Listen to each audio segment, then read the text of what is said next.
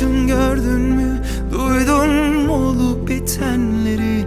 Kıskanıyor insan bazen basıp gidenleri.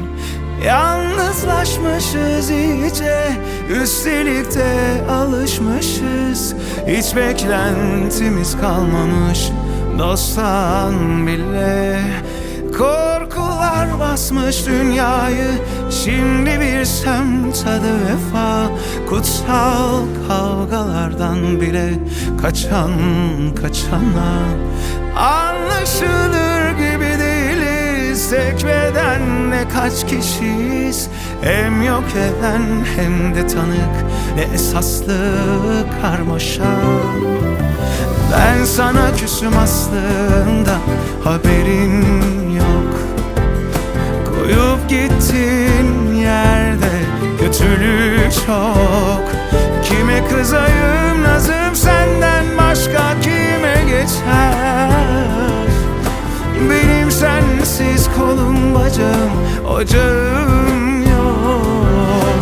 Ben sana küsüm aslında, haberin yok. Koyup gittin yerde kötülük çok. Kime kızayım nazım, senden başka kime geçer? Benim sensiz kolum bacağım, ocağım yok.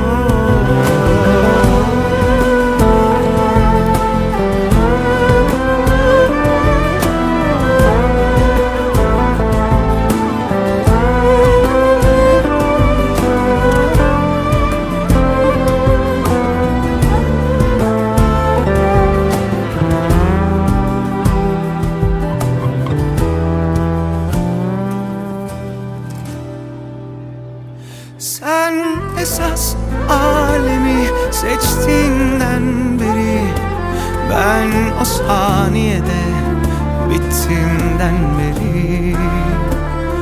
Dünya bildiğin dünya dönüp duruyor işte. Uzun uzun konuşuruz son İstanbul Bey'i. Ben sana küsüm aslında, haberin yok. Koyup gittin yerde kötülük çok. Kime kızayım nazım, senden başka kime geçer? Benim sensiz kolum bacağım, ocağım yok. Ben sana küsüm aslında, haberin yok. Koyup gittin yerde kötülük çok. Kime kızayım